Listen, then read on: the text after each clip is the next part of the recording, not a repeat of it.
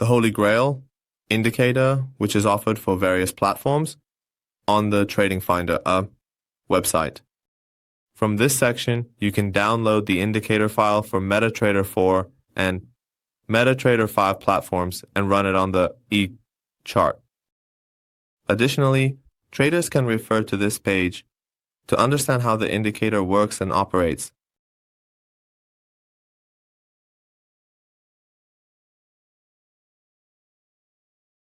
From the navigation section, we select the indicator file and drag it onto the chart to execute the indicator. The Holy Grail Indicator issues buy and sell signals on the chart using the ADX and exponential moving average indicators. Also, on the left side, basic account information such as leverage, base currency of the account, and account type is displayed. Additionally, in this section,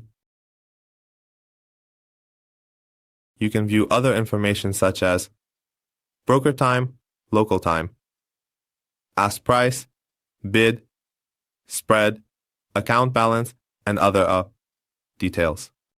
On the right side, you can see the latest trading signal provided by the simplified indicator, which indicates a buy signal.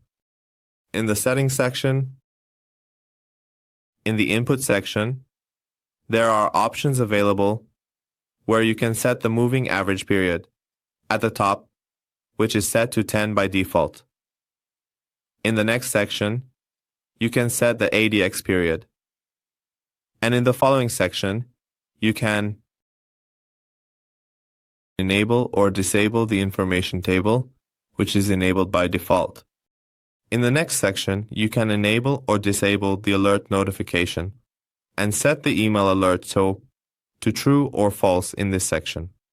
Just make sure to keep in mind that if you have enabled the email option in this section, you must configure it from the options settings section related to and have completed the email setup.